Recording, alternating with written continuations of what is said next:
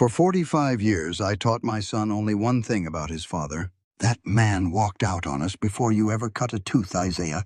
Don't you ever grow up to be like him. I said it at my mother's funeral. I said it on my son's wedding day when he asked me why his father's chair was sitting empty.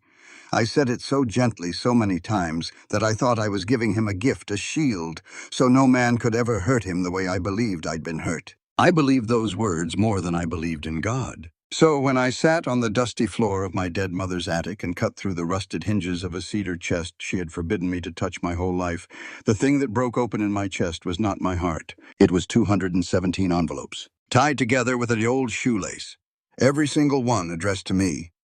Odessa May Baldwin, Marlow, Georgia.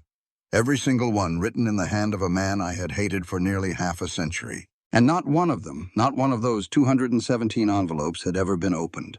I don't know how long I sat there. I only know that when I finally called out that man's name, my voice came echoing back off those rotted rafters like the house itself was trying to apologize to me. But before you can understand why a 68-year-old woman ended up on her knees in a pile of letters, screaming the name of a man she'd spent her whole life teaching her children and grandchildren to despise, I have to take you back. I have to take you back to the morning they threw me out of my own home. My name is Odessa May Baldwin. I'm 68 years old. For 45 years, I was the woman whose husband left her. Folks in Marlow didn't say it out loud anymore. They had better manners than that, but I could read it in their faces. That look, pity with something else mixed into it.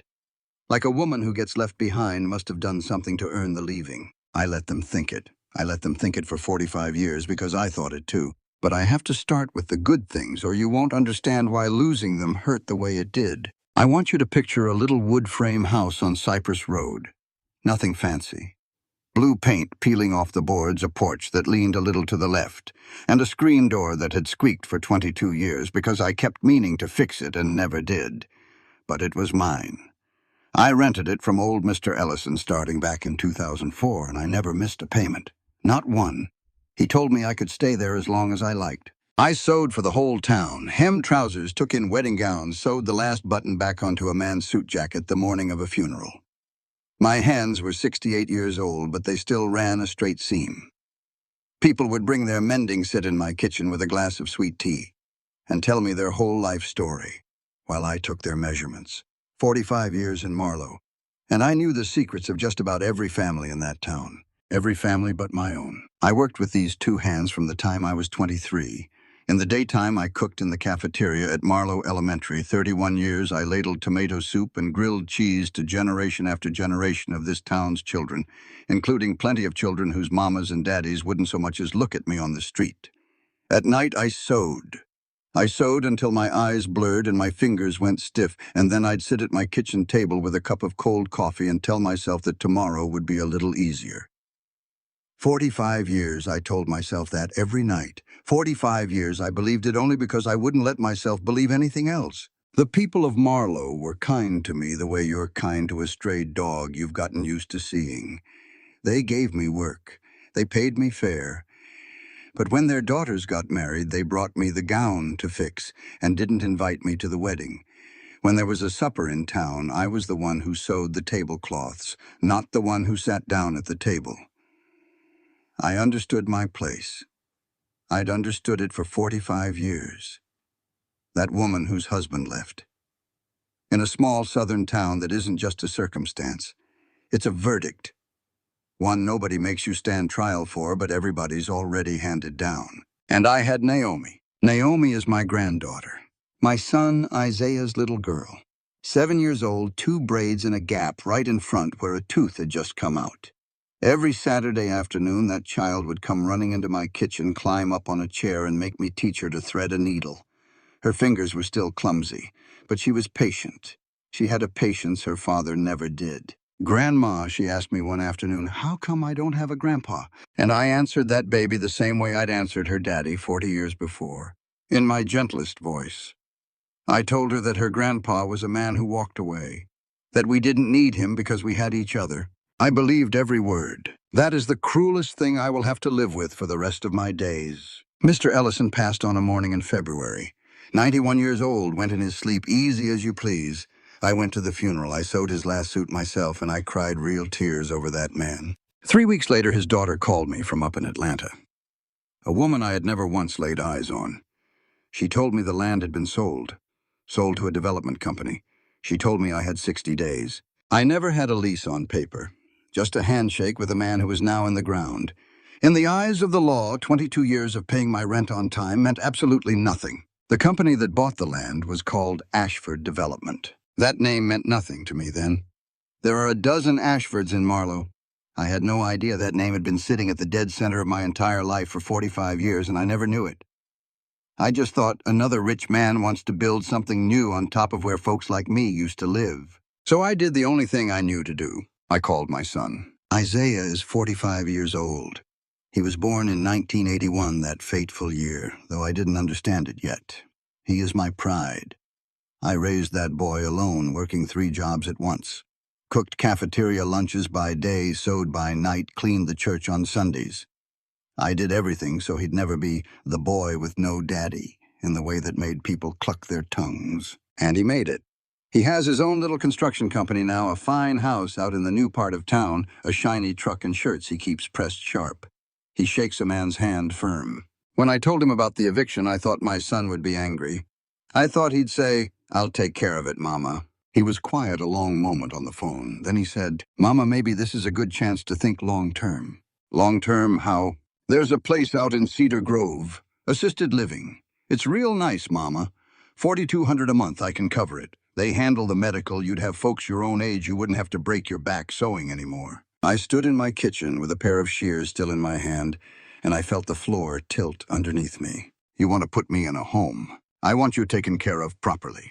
Cedar Grove is 2 counties away. The senior housing right here in town had a 14-month waiting list. I'd already asked. But the nursing home, the kind where folks sit in a common room waiting to die, that always had a bed open. "Isaiah, I'm 68 years old. I'm still strong. I can still take care of myself." "Mama, don't make this hard." His voice changed. Went cooler. That voice he uses on a difficult customer. "I'm doing business with Gerald Ashford. He's a respected man around here. Don't make me look bad in front of a partner over your situation." I didn't pay that sentence any mind. I should have. I should have heard the bomb ticking right there inside my own son's words. But all I heard in that moment was this: my son was doing business with the very company throwing his mother out into the street, and he had chosen their side. The last day came on a morning in March. A truck pulled up in front of my house. Not Isaiah's truck, a donation truck. 2 strangers carried my life out the door. The rocking chair I'd nursed Isaiah in. The Singer sewing machine I'd paid off $2 at a time for 2 years before I owned it outright. The oak kitchen table where this whole town had sat and told me their troubles. They weren't storing it in case I needed it back someday. They were giving it away.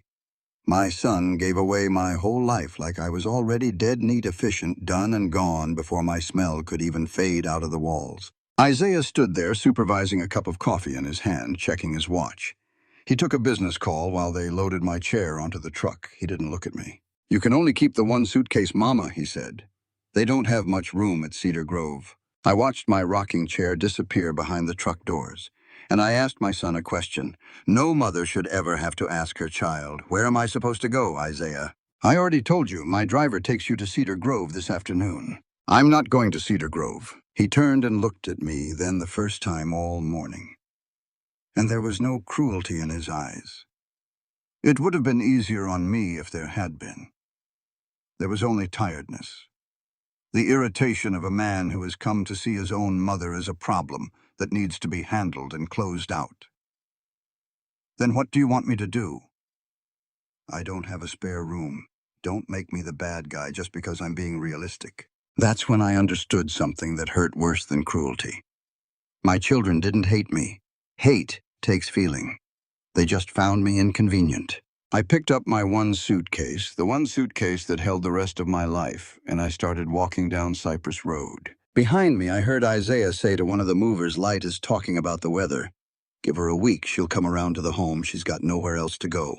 He was half right. I had nowhere to go. But I had somewhere to go back to. I don't have any family to speak of, not from the old days. My mother, Beulah Freeman, passed 12 years ago. My father, I never knew. No brothers, no sisters. For most of my life, Mama was the only blood I had.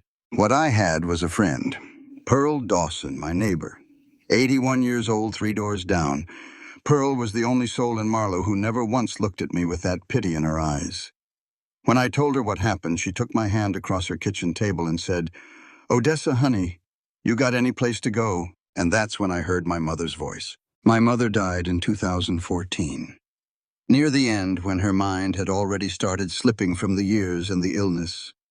She gripped my hand with a strength that surprised me in a woman that frail, and she whispered something I'd brushed off for 12 years. "Don't you burn the chest, Odessa. However mad you get at me, don't you burn the chest. The cedar chest up in the attic. It's locked. The key's in the biscuit tin." I thought she was just wandering. What did we have to be mad about, Mama and I loved each other? She'd helped me raise Isaiah. She was my only shoulder after Samuel left. But sitting in Pearl's kitchen with a warm glass of tea going cold in my hand, that sentence came back to me, clear as a bell, like my mother was standing right behind my chair. However mad you get at me. 12 years I never understood why she said it. Why a mother on one of her last breaths would be afraid her own daughter would be angry with her. We had nothing to be angry about. I didn't know. But there was something in her voice that night, an urgency I had ignored for 12 years. And now it pulled me toward that old house like a cord I couldn't see, but could surely feel tied around my chest. "My mama had a house," I told Pearl. "Nobody's lived in it for years. I can go there." Pearl looked at me worried, but my mind was made up. I didn't know what I was walking toward. I thought I was just going to find myself a roof. The truth is, I was walking toward the truth that had been waiting on me for 45 years. Now I have to stop here and tell you about the things I should have seen. Because when I look back now, they were there the whole time. My whole life they were sitting right there in plain sight. The first thing. When Samuel left in 1981, he left his carpentry tools behind in the shed. They say a man who walks out on his wife takes everything worth having. But Samuel left his chisels, his hand plane the saw he sharpened every single night. He loved those tools more than he loved his own Sunday clothes. For 45 years, I told myself he must have left in a hurry. I never once asked myself how big a hurry does a man have to be in before he leaves behind his own second pair of hands. The second thing. The day Samuel left, my mother cried, but she didn't cry like a mother grieving for a daughter who'd been abandoned. She turned her face to the wall to cry. She didn't hold me. She cried like a woman who had just signed her name to something she could never take back. The third thing, all through Isaiah's childhood, every single month an envelope came pushed under my front door. $60 inside. My mother told me it was the church's benevolence fund for single mothers. I thank the good Lord for that church for 20 years. I never once asked why I was the only woman getting it. Never once asked why the envelope always turned up on the very nights my mother came by. The fourth thing. In the family photo album, there was one picture from my wedding day in 1979. But where Samuel's face should have been, it was cut clean out. Cut with scissors, careful, not torn. My mother told me the picture had gotten ruined. I never asked why only his face was ruined, or why my mother kept that little cutout piece tucked away in the drawer of her vanity table. The fifth thing. There was a man named Earl Tolliver, used to be the deputy sheriff of Marlow. Every time somebody said Samuel's name at the barber shop or down at the market, old Earl would drop his eyes and walk away. Like the name burned his tongue. I always figured he was just embarrassed on my account. I never asked myself, what does a stranger have to be so ashamed of that he can't even stand to hear a name? 5 things, scattered across 45 years of my life. I walked past every one of them every day, and I never saw a thing. Because once you've made up your mind to believe a story, you stop looking. The story becomes a pair of spectacles you wear so long you forget you've got them on. It took a locked chest to finally pull those spectacles off my face. I walked near 2 hours out to the end of Sawgrass Road. 68 years old, 1 suitcase, and shoes that weren't made for that kind of distance.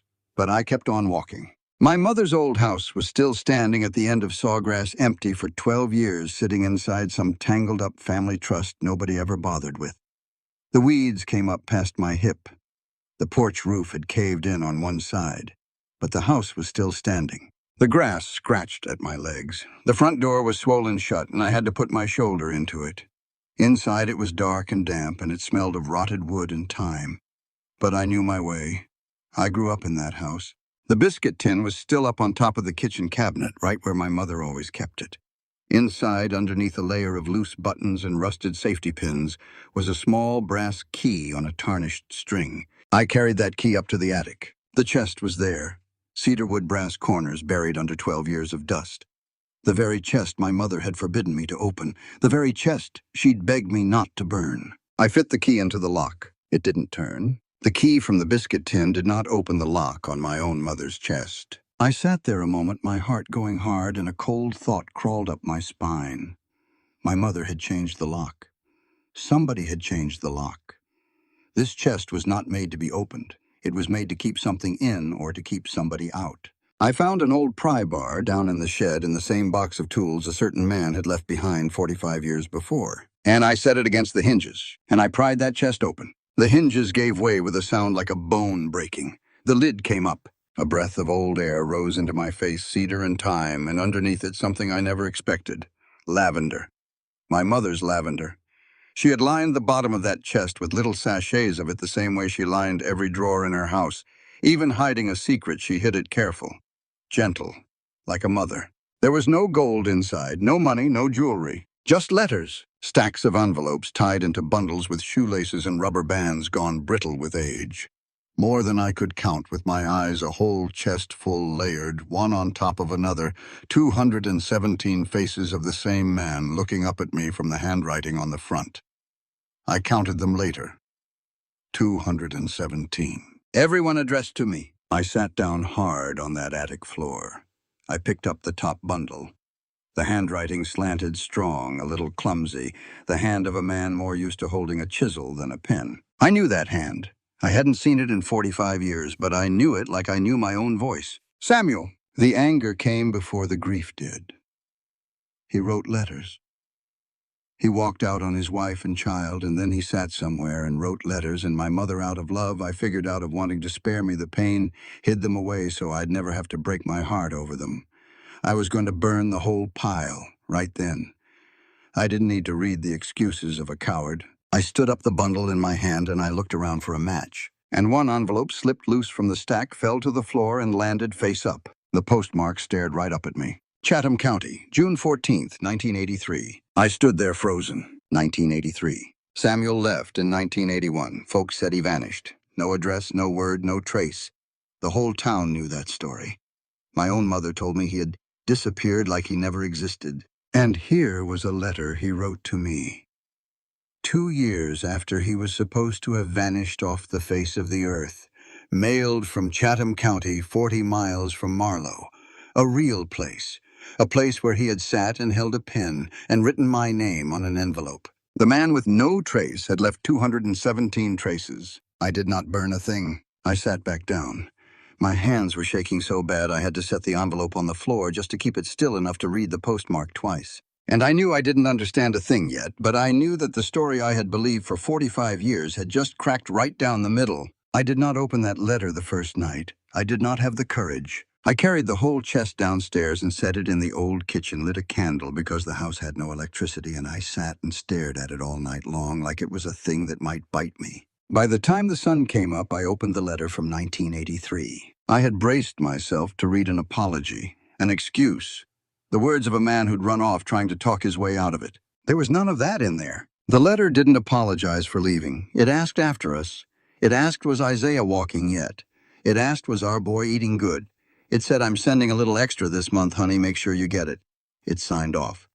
Your husband, always Samuel. That was not the voice of a man who ran. That was the voice of the man calling home from very far away through a wall he could not climb over. I'm sending a little extra this month. I set the letter down. My heart started beating a rhythm I did not like. $60 every month, all through Isaiah's childhood. That envelope pushed under my door. The church fund. I dug through the whole chest. It wasn't just letters. Tucked between the bundles were little slips of paper, money order stubs, from the post office. One after another after another, I counted. It was not $60 from any church. It was $60 from Samuel. Month after month, year after year. From a place I never knew passed through a hand that turned his money into charity, so I would never once stop and ask a question. I sat on that kitchen floor and counted money order stubs by candlelight until the sun came up. The earliest one was dated 1981. The last one was dated 2011. 30 years. 30 years the man who abandoned his child had been sending money to raise that child. Faithfully, never missed. From out of the dark I was never allowed to look into, through a hand that made sure I would never know who it came from. And I had raised that child to despise him. I did not cry. I was past crying by then. I just sat there, and for the first time in 45 years, I asked myself a question I should have asked a long time ago. Who turned Samuel's money into church charity? I already knew the answer. I just wasn't ready yet to say it out loud. I needed a witness who was still living. And I thought of Earl Tolliver. Earl is 80 now, living alone in a little house down by the railroad tracks. Used to be the deputy sheriff, the man who dropped his eyes and walked away every time somebody said my husband's name. I knocked on his door around noon. He opened it, saw me standing there, and the color drained right out of his face like he'd seen a ghost. "Odessa Baldwin," he said real quiet. "I need to ask you something, Earl, about Samuel." He stood there blocking the doorway. His old hand gripped the frame to hold himself up. "You ought to go on home, Odessa. 45 years you've dropped your head every time you heard my husband's name. I want to know why. You don't want to go digging this up." His voice cracked right in two.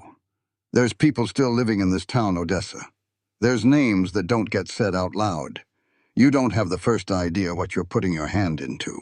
Then help me understand it." He looked at me a long time. And in those old, cloudy eyes there was something I recognized right away because I'd worn it on my own face for 45 years. "Guilt. I can't," he said. "I'm sorry, Lord knows I'm sorry." And he shut the door. But right before the door closed all the way, he said one more thing so quiet I almost missed it. "Samuel Baldwin was the finest man I ever knew, and I signed my name to the paper that ruined his life." The door clicked shut. I stood on Earl Tolliver's porch, and I felt the ground of Marlow, the town I'd lived in for 68 years, crack open under my feet. I signed my name to the paper that ruined his life. What paper signed how? What paper on this earth could a gentle carpenter be ruined by? I went back to the chest. This time I didn't read the letters. I turned the envelopes over. I looked at them the way a seamstress looks at a seam hunting for the place where something doesn't sit right. And I found it. Not on the letters, on the money order stubs. Every money order stub had a signature on the back. Whoever cashed it at the post office had to sign for it. And 45 years of working with cloth and paper had given me an eye for a person's hand. The signature on every one of those stubs was not mine. It was my mother's, Beulah Freeman. Samuel had mailed it all letters and money both to my mother's house on Sawgrass Road. He couldn't send it straight to me. My mother had seen to that. She'd told him it was the only safe way that she would pass it all along. And she did pass along the money. But the person who walked into the post office and cashed those orders month after month, 30 years running, was my mother. She cashed them for cash. Then she folded $60 into an envelope and slid it under my door at night and told me it was the church. She never took a dime for herself. She gave every cent to me, to her grandbaby. She couldn't bear to let us go hungry. But she couldn't bear to let me know who it came from, either. And the letters that carried Samuel's words, Samuel's heart. Samuel's one question, is our boy walking? Yet she never gave me a single one. She kept them all, never opened a one. She didn't dare read them, but she couldn't burn them either. So she locked them inside a cedar chest, changed the lock, and carried the secret down into her grave. The person who built the story. Your husband ran off and left you. The person who taught me that story, gentle day after day, until I believed it more than I believed in God. Not my enemy, my mother, the person I loved and trusted most in this world. I didn't understand it. I still didn't understand why. A mother hiding her daughter's letters from a no-good husband that I could picture if the husband had been cruel, if she was trying to protect me. But Samuel wasn't cruel. He didn't leave. He sent money. He sent love. My mother had taken hold of both the money and the love, kept the love locked away, and handed me the money with a lie stitched around it. Why? The answer wasn't in the chest. It was in the paper that Earl Tolliver had signed. I needed to get to the law. I didn't know any lawyers, but Pearl had a granddaughter. Denise Whitfield, early 30s, just moved back to Georgia after working for one of those organizations that handles wrongful convictions. Pearl called her. Denise drove out to my mother's old house the very next afternoon. She was young, sharp-eyed, quick and plain in the way she talked. I laid the whole chest out on the table and showed her. I told her everything. The 1983 letter. 30 years of money orders. My mother's signature. What Earl Tolliver said on his porch. Denise listened without cutting in. When I finished, she was quiet a long while. Miss Odessa, she said, if a former deputy sheriff tells you he signed his name to paper that ruined your husband's life, then somewhere out there's a record. Give me a few days. She was gone 3 days. I sat in that old house those 3 days and read the letters one at a time in order, like watching a life unspool backwards, the life of the man I had hated told back to me in his own voice out of the dark I was never let into. The first one, 1981, the handwriting scrawled like it was written fast in the night. He wrote that he had to go, that he had no choice, that I mustn't believe what people were going to say about him. He wrote that someday he'd be able to explain it all when it was safer. He asked me to kiss our baby on the forehead for him. He didn't sign it goodbye. He signed it until I see you again, a promise the world would never let him keep. By 1987, he wrote that he'd built a table for a family in the town where he lived, and their little girl climbed up in his lap wanting a story, and he'd had to go stand outside a good long while because he couldn't take it. I keep thinking about Isaiah, he wrote. Does he have anybody to tell him stories, Odessa? By 1995, he wrote one line that made me set the letter down and go stand out on that broken porch a long, long time. Saw a boy on the road today about the age mine would be, and I had to turn my truck around because I couldn't look at him. By 1999, something in his voice had changed. Quieter, more let go. He wrote that he'd stopped hoping to come home, that he'd made his peace with dying out there in exile. But he kept writing. I know you don't read these, he wrote. I don't even know if they reach you. But writing to you is the only way I'm still beside you. If I stop writing, then I've really lost you. So I'll write until my hand can't hold the pen. 365 days a year for 30 years, that man was not in our lives. But across these 217 letters, he never left us for a single day. And I had hated him every one of those days. On the third day, Denise knocked on the door. Her face was white as chalk. I found it, she said. A sealed case file, County Court 1981, the state of Georgia versus Samuel Baldwin. She set a stack of photocopies down on the table. Miss Odessa, you'd best sit down. What you're about to read, it changes everything. I sat down. Denise put her hand flat on the stack of paper. She didn't hand it to me right away. She looked me dead in the eye, and she said it slow and plain, so there was no way on earth I could hear it wrong. Samuel didn't abandon you. He was charged with robbery and assault for a crime he did not commit. He was framed to take the fall for Walter Ashford's son. Walter Ashford, the most powerful man in Marlow at the time. And they gave your husband a choice. Get out of this county before sunup and never come back or go to prison for 20 years, and while he was gone, nobody could promise what might happen to you.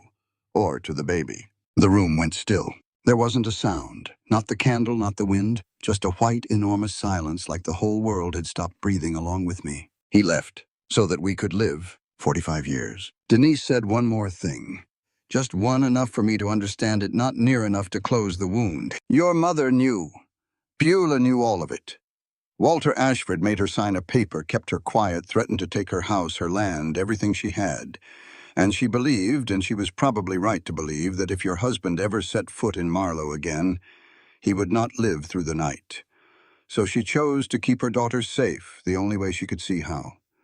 She made her daughter hate an innocent man. That was the price they set for her. And she paid it with your whole heart. It was 1981. It was the Deep South. It was a black man and a white family with money and connections and the sheriff in their pocket. I did not need Denise to explain to me what "would not live through the night" meant. I grew up here. I know the names that never get said out loud. I know the nights a man went out and never came home and nobody dared to ask. My mother had seen that future for her son-in-law, and she did the only thing a powerless mother could think to do to stop it. She drove him away with a lie, and she kept him alive with that same lie. Denise left, and she left the stack of court papers on the table. I went back up to the attic by myself. I found the last letter. 2011. After that, Samuel stopped writing. I didn't know why not, yet at the time I thought he must have died. I read it by candlelight. He wrote that his hand had gotten to shaking, that he couldn't hold the pen steady anymore. He wrote that he was old now and his heart wasn't good, and he didn't know how much longer he had. He wrote that he had never stopped loving me, not for one single day. That he hoped wherever I was, I had made myself a good life. That he hoped Isaiah had grown up into a fine man. He signed it one last time, "Your husband always, whether you ever read these words or not." And I went down. I sat on that attic floor in the middle of 217 letters, like a woman sitting in the middle of 217 little graves. Every envelope was a day I had hated the wrong man. Every postmark was a morning that man had woken up alone in exile, picked up a pen, and called out the name of a family that had learned to curse his. I remembered teaching Isaiah when he was 5 years old. I remembered putting my hand on my baby's shoulder and saying in my gentlest voice, "Don't you ever be like your daddy." I said it like I was handing my child a present, and now I understood that present was poison. I had spent 45 years hating a man only to find out he had spent those same 45 years loving me from the dark quiet, never once begging to be remembered. "Samuel," I whispered to that empty attic. "I'm sorry, I'm so sorry, I'm sorry." But an apology like love has an expiration date, and I did not know how many years too late I was. There was one person I had to face before I could face the Ashfords. My mother. I went out to the Marlow Cemetery early one morning while the dew was still on the grass. Her grave sits under an old oak, a plain stone Beulah Freeman. Mother, grandmother. I chose those words 12 years ago. Back then I thought I knew who she was. I sat down beside her grave, right on the damp ground, and for the first time in my life, I did not know if I had come to forgive her or to accuse her. "Why didn't you tell me?" I asked that stone. 45 years, Mama. I sat in your kitchen 1,000 nights. You rocked Isaiah to sleep. You slid $60 under my door every month. All those times you looked me in the face. Why didn't you tell me? There was no answer, only the oak leaves. But sitting there in the dew and the quiet, I started to understand her in a way I never had while she was living. My mother was born in 1935 in Georgia. She grew up in a world I have only read about in books. A world where a black woman learned to survive by keeping quiet, by keeping her head down, by never once believing that justice would take her side. When Walter Ashford came to her door, and I can see it, even though nobody ever told me, and laid a choice down in front of her, she did not weigh it the way I was weighing things now with a lawyer and a case file, and a world that had changed. She weighed it as a woman who had seen what happened to families that dared to cross a man like Walter Ashford. She had seen houses burn. She had seen men disappear. She knew the price of telling the truth, and she believed she was probably right to believe that the price would be paid with her son-in-law's life, maybe her grandbaby's too. So she chose the only road she could see. She killed the love to save the life. She taught me to hate Samuel because a wife who hates does not go looking for her husband. A wife who hates is safe. And she took Samuel's money and turned it into the church fund, because she could not stand to let her grandbaby go hungry, but she did not dare let me know where it came from, because to know one thing would be to know everything. She lived 45 years with that secret, grinding away inside her chest. She held 217 letters and never opened a single one, not because she didn't care, but because she cared too much, and to open them would be to shatter. She didn't burn them, though burning would have been safer. She kept them locked, then carried them to her grave. And on her deathbed, when her mind was already going, she had just enough of herself left to beg me one thing: don't burn the chest. She couldn't give me the truth while she lived, but she could not let it die with her either. So she left me a door locked, but left. And she prayed that one day, when she was no longer here to face what came of it, I would open it myself. "I don't know if I can forgive you, Mama," I told that stone. "You took 45 years from me. You taught me to teach my own son to hate his father. I don't know if there's even a name for that." I got up, my knees cracked. "But I think I understand why you did it.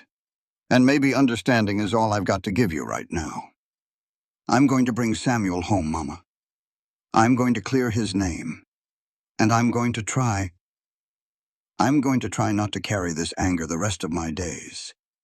Because I've already seen what anger does to a woman. I lived inside it for 45 years. I laid a single flower on her grave, and I walked home. I did not forgive her that day, but I stopped hating her. And I learned something sometimes that is all a broken heart can manage: to stop hating one person at a time until there's room enough left to love again. Denise said a sealed file alone wasn't enough. It was proof, but an old verdict that got built up could get torn back down. She needed a living witness willing to open his mouth. She needed Earl Tolliver. We went back to his house. This time I brought one of Samuel's letters with me.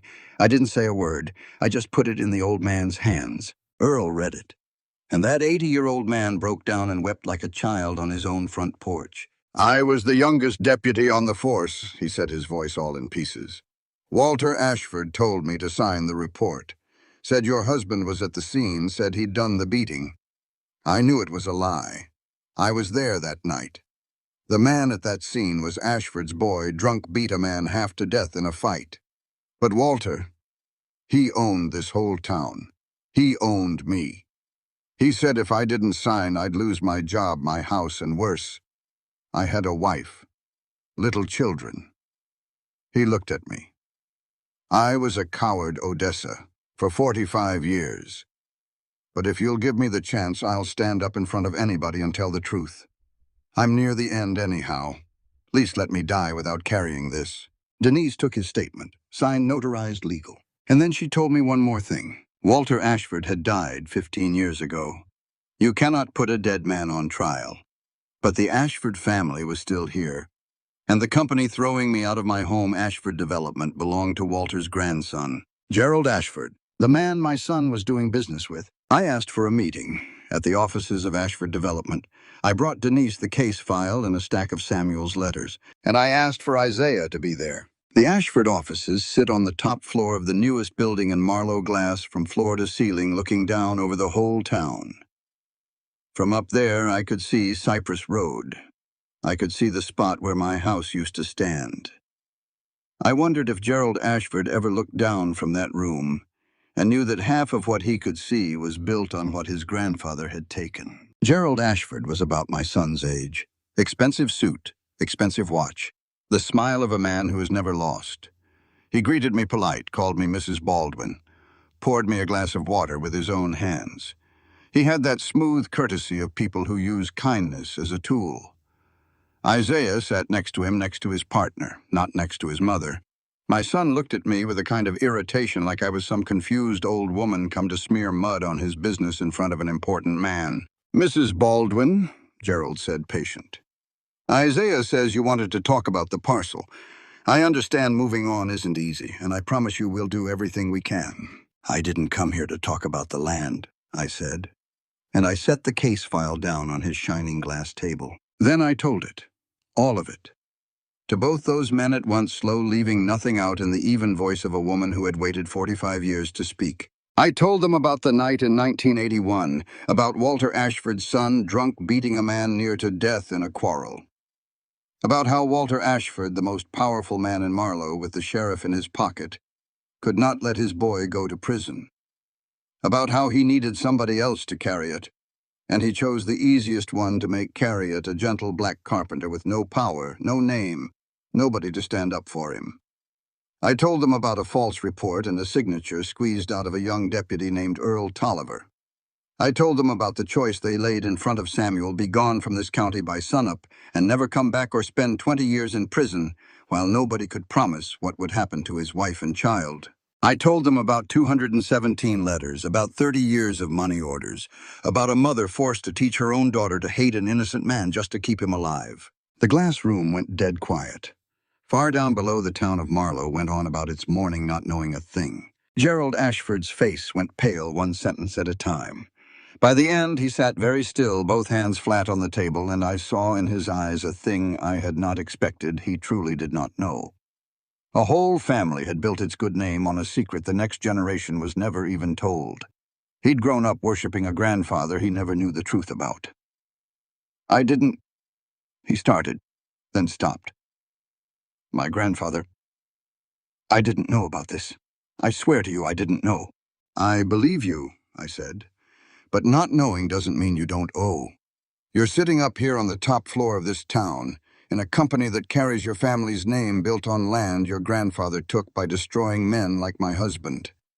What you didn't know still got paid for in somebody else's blood." But the man I was really looking at was not Gerald. It was my son. And I said the last thing, the thing I knew would drive itself straight into his heart. Isaiah, that parcel the Ashfords mean to build their resort on the land you helped them throw your mother off of, that's the very land Walter Ashford stole in the years he ran this place.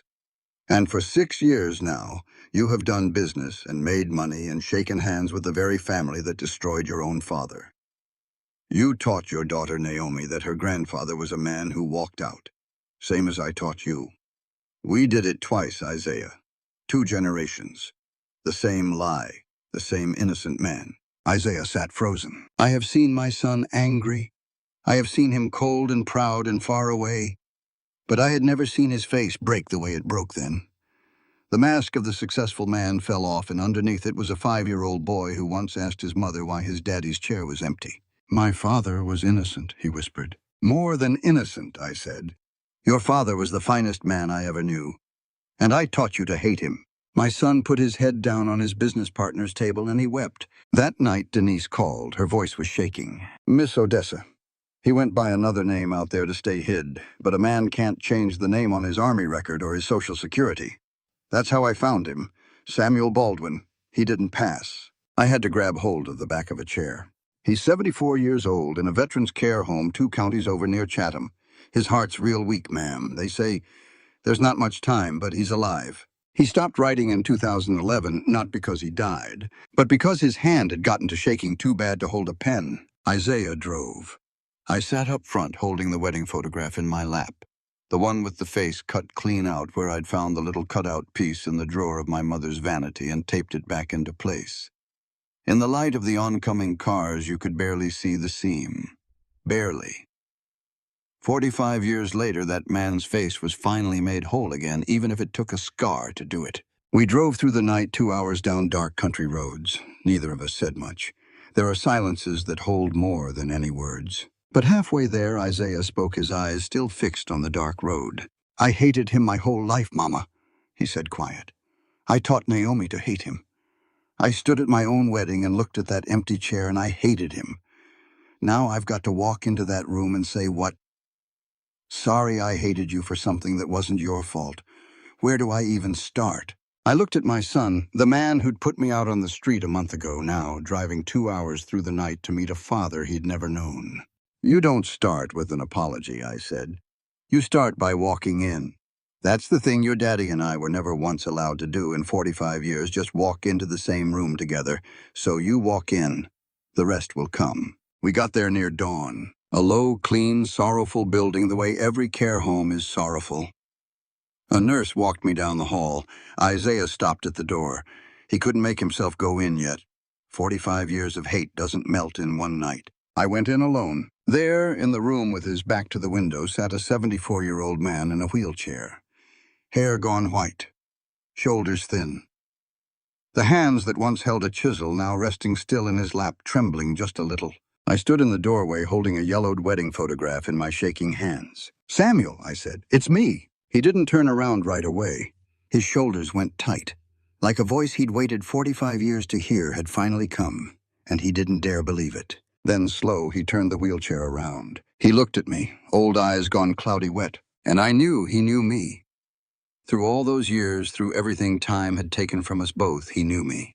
The first thing that man said to me after 45 years was not, "Why didn't you come?" It was not, "Why didn't you read my letters?" It was not one word of blame. He looked at me, his lips trembling, and he asked me the question he had written in that very first letter back in 1981, the question no one had ever once answered. Isaiah, did our boy ever cut that tooth? I broke down so hard I couldn't stand. He did, I said through the tears. A long time ago, Samuel. He cut his teeth and he learned to walk and he learned to run. He grew up into a fine man. He's taller than you, and he's standing right outside that door. And Isaiah, my son, 45 years old, walked through the doorway. His father looked at him. Looked at the boy he had only ever known through one question repeated over and over in 217 letters. Hey, son, Samuel whispered. Isaiah dropped to his knees beside that wheelchair, laid his head on the knee of the man he had hated his whole life, and both the men in my family cried together for the first time. And if the world had been just a little kinder, it would have been forever. I wish I could tell you that justice came all the way. It didn't. Walter Ashford had been dead 15 years. No court on earth can try a handful of dirt. Gerald Ashford put out a settlement and a public apology, a half-hearted apology printed in the local paper that I suspect his lawyer wrote more of than his heart did. The company pulled off the land. Isaiah cut ties with them, even though it cost him. But one thing did come. On the strength of Earl Tolliver's statement and that sealed 1981 file, the county court reopened the case. It wasn't fast. These things never are. It took months. But in the end, the state of Georgia made it official. The 1981 conviction of Samuel Baldwin was the result of a frame-up.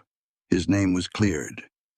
In the records of the state before the law and before the town that had learned to look down on him, Samuel Baldwin was an innocent man. He was still living to hear it. We brought him home to Marlow. Home to the little house on Cypress Road. Isaiah bought it back not with settlement money, but with his own because he said it was a debt he had to pay himself. Samuel lived 8 more months. Not forever.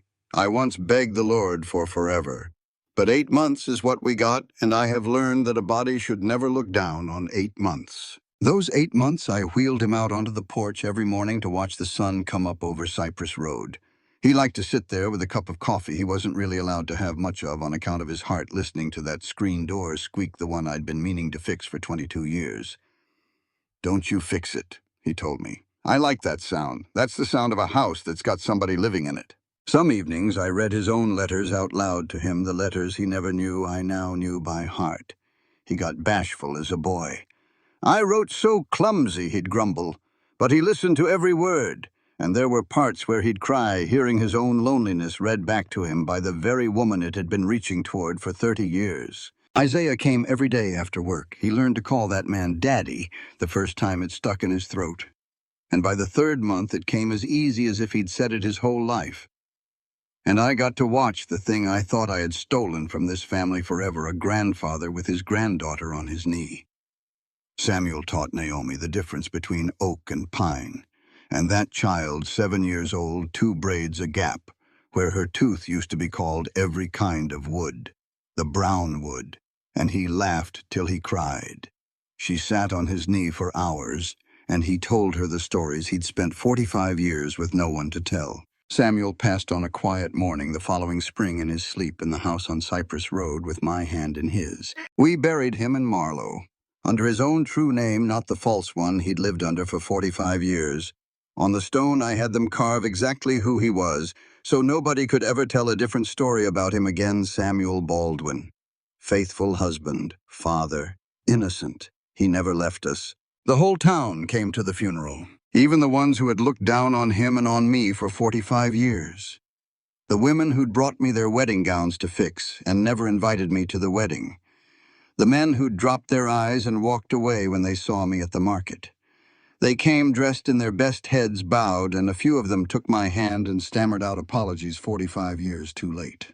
I let them come, not because I had forgiven all of it, there are wounds forgiveness can't quite reach, but because I wanted every last one of them to stand in front of that grave, read those words, and know exactly what they'd believed wrong for near half a century. I wanted the town that had taught each other to look down on my husband to learn his name again. Spelled right, the right man. Earl Tolliver came too. The old man limped up to the grave on his cane, stood there a long while, then laid his old deputy's badge down on the fresh dirt, the thing he'd carried 45 years like a sin.